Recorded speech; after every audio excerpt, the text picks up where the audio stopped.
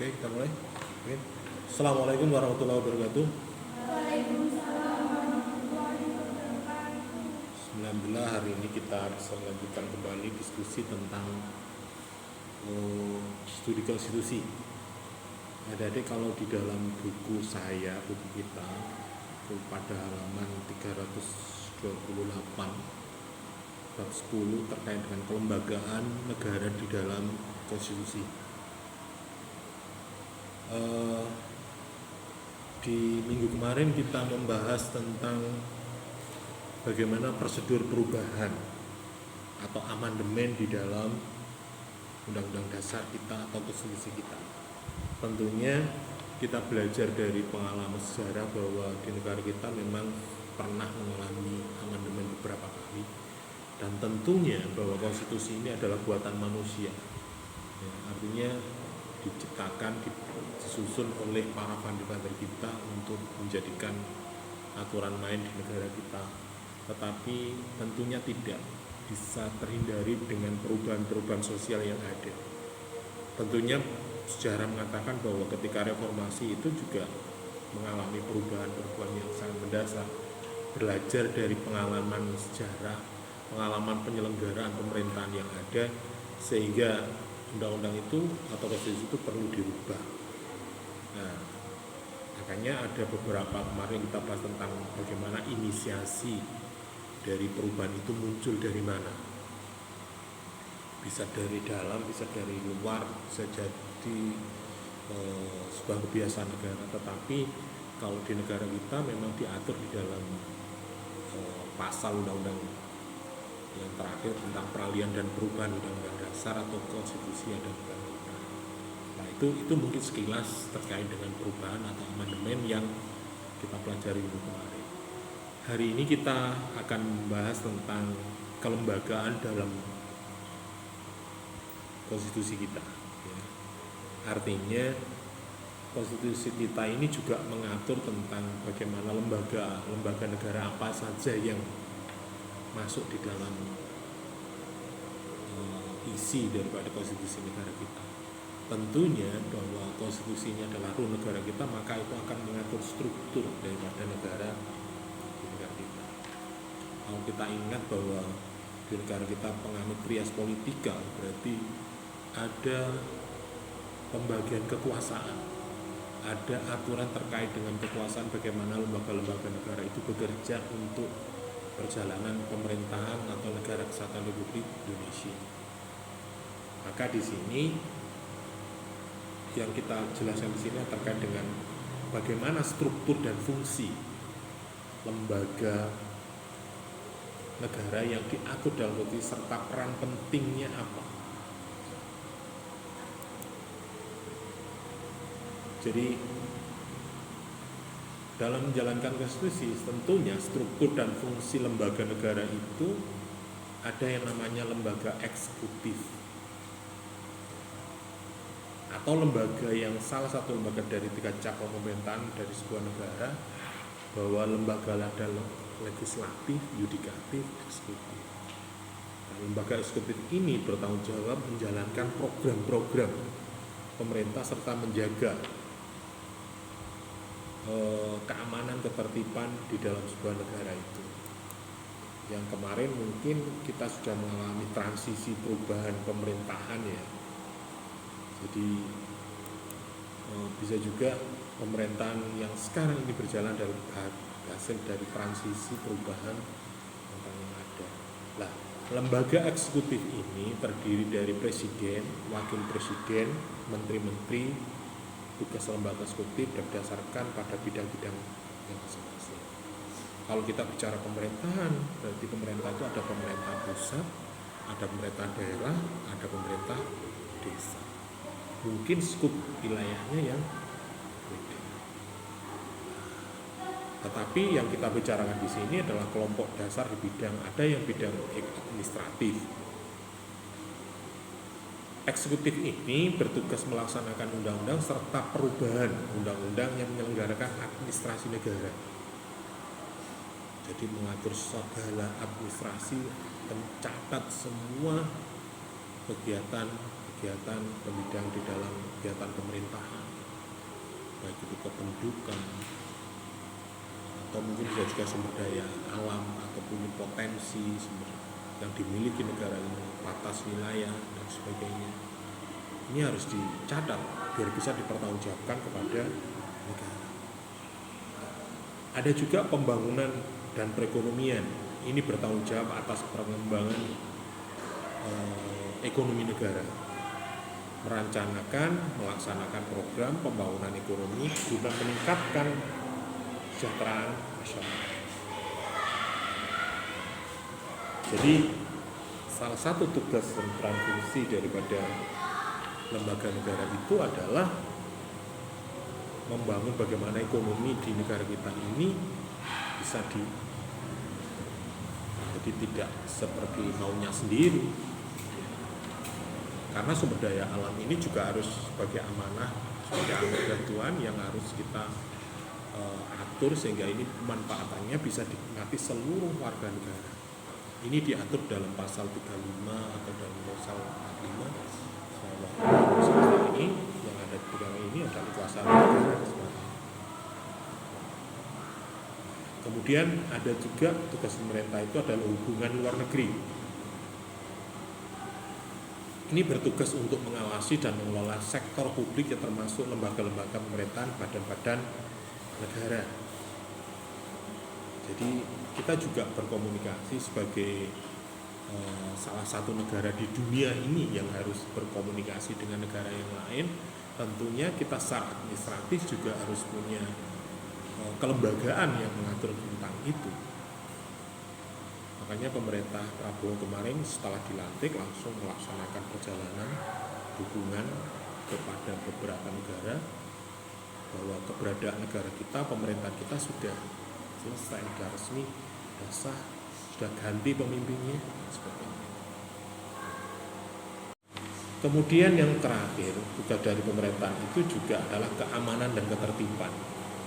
Jadi menjaga keamanan dan ketertiban negara ini menjadikan memelihara pasukan keamanan militer, dan artinya ketertiban keamanan ini juga menjadi urusan negara yang harus difasilitasi negara, yang harus dibiayai oleh negara untuk menjaga bagaimana kestabilan di negara ini bisa berlangsung. Lembaga eksekutif ini mempunyai beberapa fungsi utama yang sangat penting, yaitu menjalankan pemerintah dalam suatu negara. Berikut beberapa fungsi lembaga, yaitu menjalankan kebijakan pemerintah.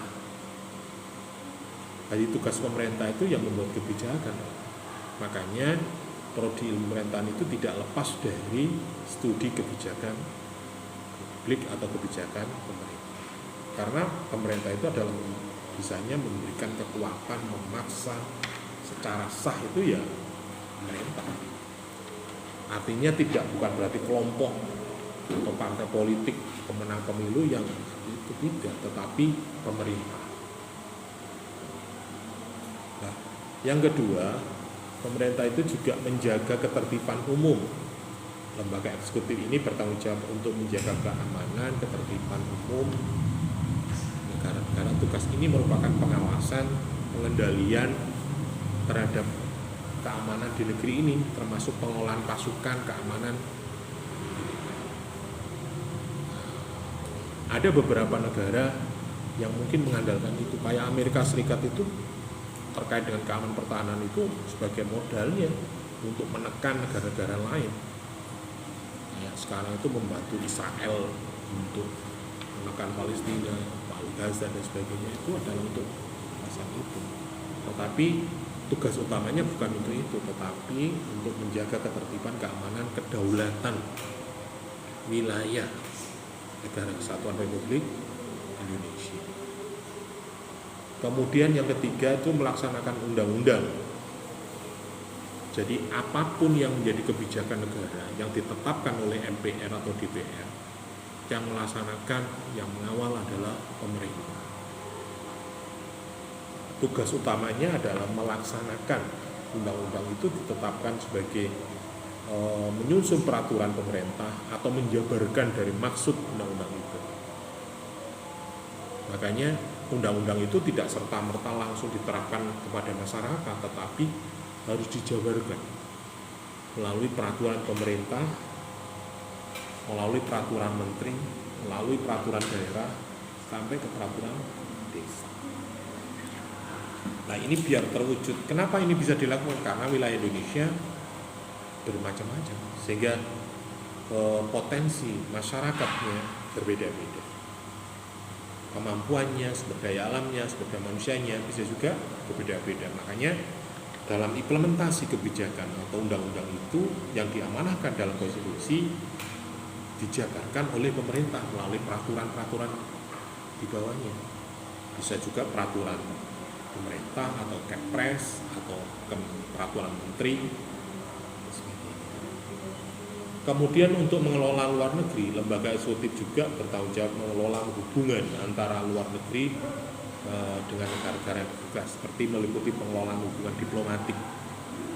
Kita tidak mungkin tidak melakukan diplomatik karena kita punya perbatasan-perbatasan yang tentunya itu menjadi kedaulatan bagi kita warga negara Indonesia secara internasional.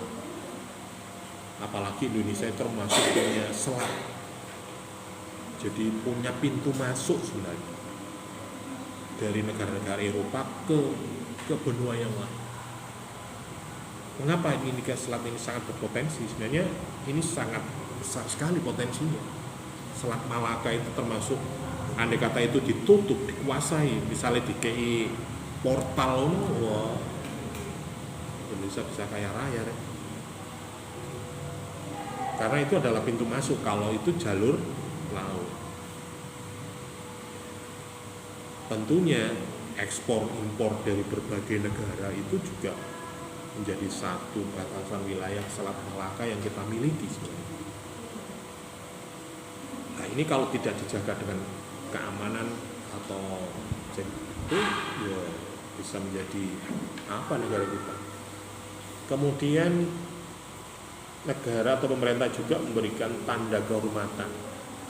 Lembaga eksekutif ini juga memiliki tanda kehormatan kepada warga negara asing atau warga negara yang mempunyai jasa terhadap negara. Makanya pemerintah Jokowi itu pada bulan Juni kemarin itu mengeluarkan banyak penghargaan. Di antaranya mungkin penghargaan pahlawan nasional misalnya. Atau mungkin kemarin pada Hari Guru. Nah, ini pemerintah juga memberikan penghargaan bagi guru teladan. Yang jadi pembicaraan hari ini adalah guru yang ada di Surabaya. Siapa itu, Bu Hanifah atau siapa, adiknya Pak Tri, ya. Ya.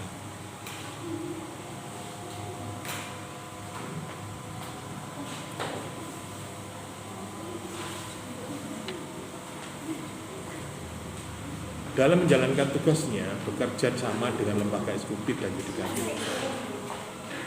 Ini kerja apa mana? Ya. Nah, lembaga eksekutif ini juga punya tanda kehormatan lainnya, yaitu memberikan pendampingan kepada lembaga-lembaga eksekutif dan legislatif. Jadi kalau anggota DPR di bawah DPR pusat, mungkin ini masa bahwa kendalinya Depdagri, Departemen Dalam Negeri. Tidak, walaupun mungkin partainya bisa juga dari anggota DPR RI atau partai pusat, tetapi kendali secara administrasi di pemerintah pusat.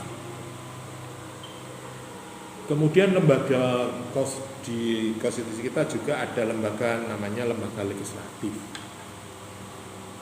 Kalau tadi ada eksekutif sebagai pelaksana, kalau di kedua ada lembaga legislatif. Lembaga legislatif ini adalah badan yang deliberatif. Pemerintah yang memiliki kuasa membuat hukum, membuat sebuah peraturan yang dikenal dengan nama seperti parlemen, ya, atau kongres atau majelis yang fungsinya adalah menetapkan kebijakan. Jadi lembaga legislatif ini hanya tugasnya adalah memberikan penetapan, bukan pengesahan. memberikan kontrol, menyusun rencana pembangunan. Jadi kayak pembangunan IKN itu bukan kemauan pemerintah, tetapi ini adalah penetapan dari lembaga-lembaga negara ini, baik DPR maupun eksekutif. Nah, ini adalah yang kita harus pahami. Di Indonesia, lembaga legislatif ini adalah DPR atau DPRD, ada DPD, kalau sekarang itu ada DPD, Dewan Perwakilan Daerah, yang anggotanya adalah utusan-utusan daerah yang dipilih langsung oleh masyarakat daerah. Kayak Jawa Timur misalnya, siapa DPD-nya? Ada yang tahu? DPD Jawa Timur?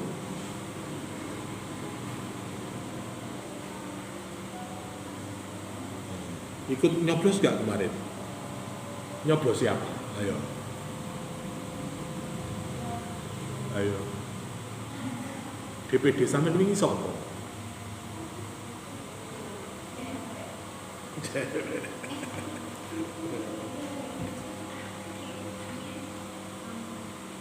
Gitu loh. Ini sekarang kan lagi viral itu, siapa jenenge yang dari Jawa Barat itu? Komeng. Nah, itu kan DPD. Nah, kalau Jawa Timur ada Lanyala Mataliti. Itu ada.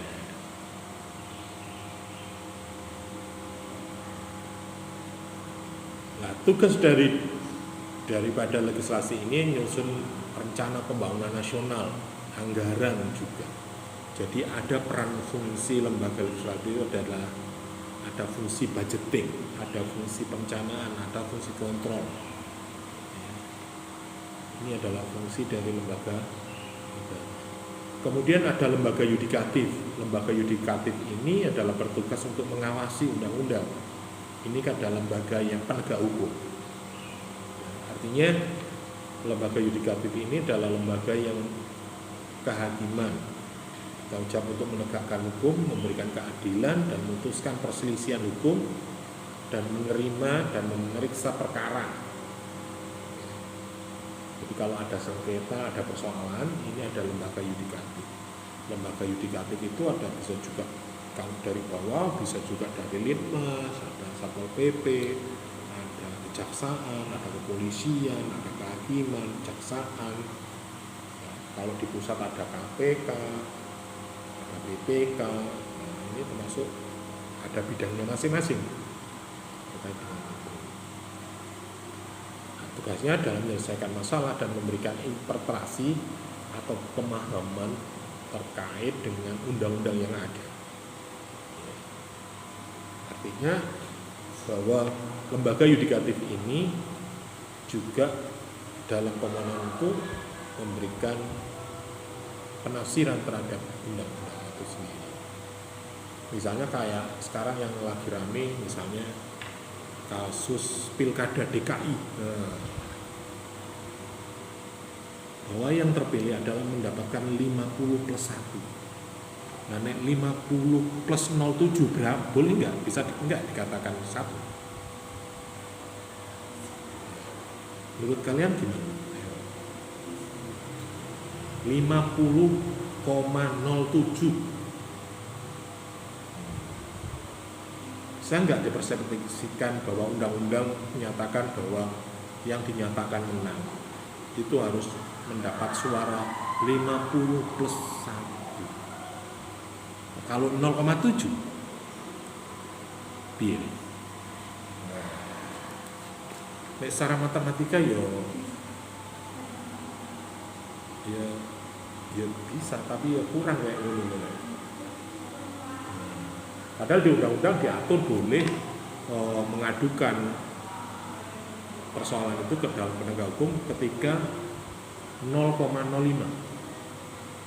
Jadi kalau selisihnya 0,5 baru boleh mengajukan kepada Mahkamah Konstitusi.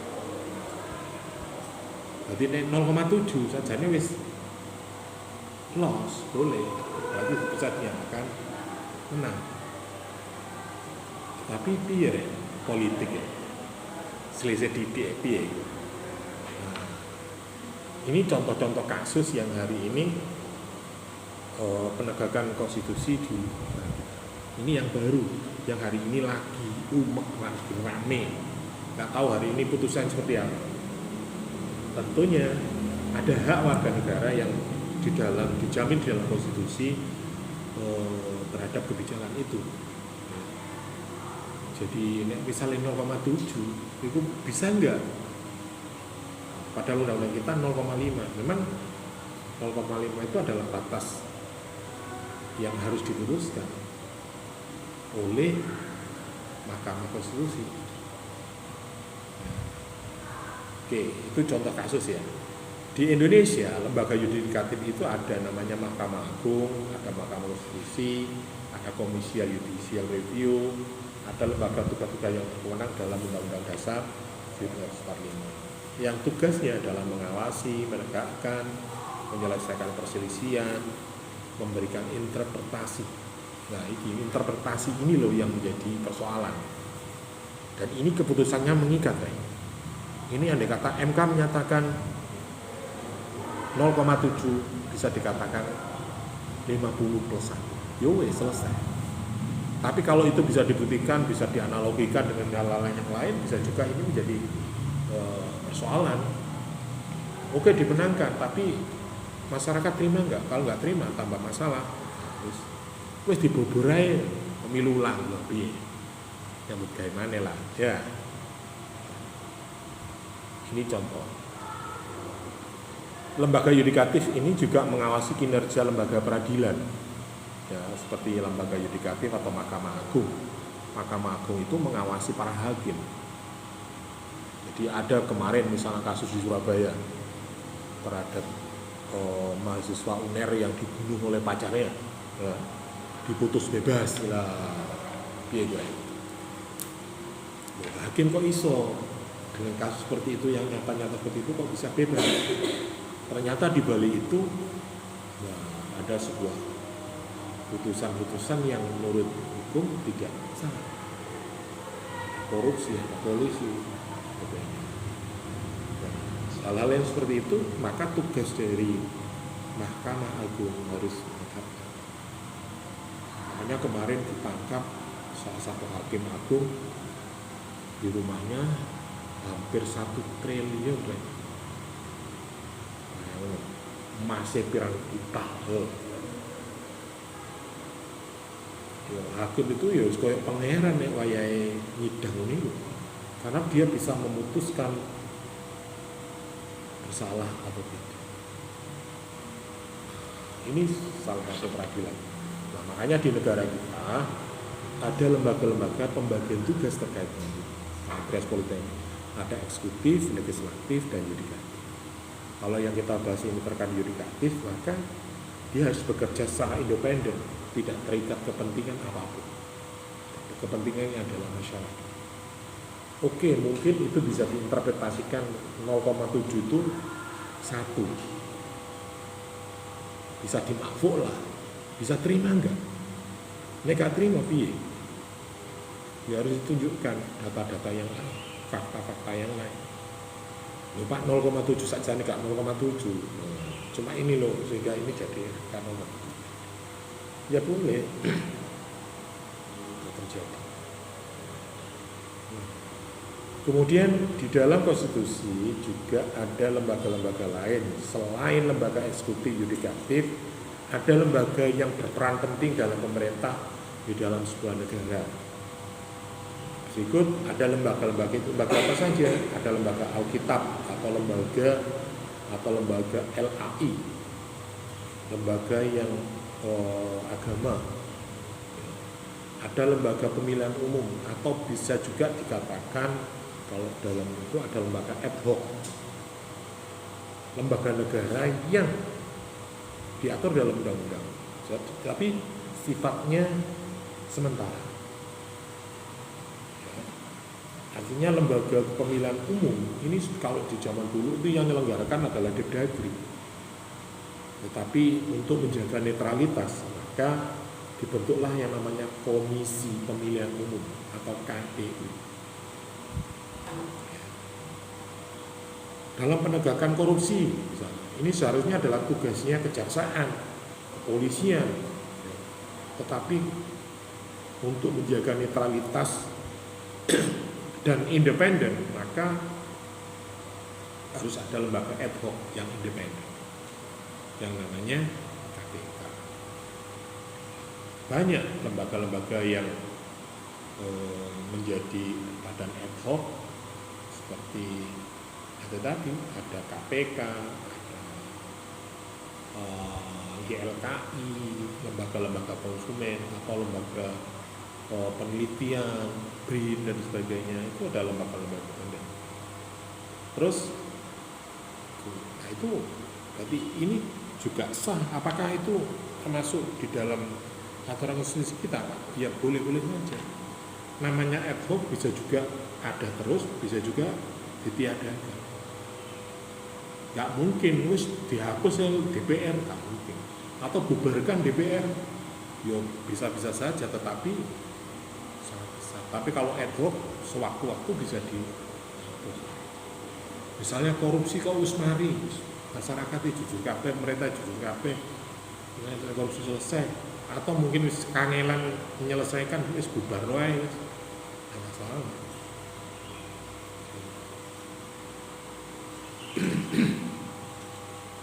Kemudian peran lembaga negara dalam menjalankan konstitusi.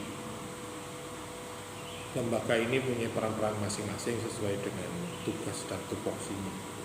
Tetapi dalam perjalanannya memang banyak hal yang menjadikan orang itu atau supremasi konstitusi itu menjadi negatif, menjadi legislator. Pemerintah menjadi koruptor. Di DPR itu umumnya kolusi, kong kali kong dengan pemerintah. Kemudian kesadaran konstitusi, penegakan hukum konstitusi, masyarakat adanya tingkat kesadaran konstitusi baik segenap warga negara pusat maupun pendidikan konseling. Oke, sampai di sini ada pertanyaan?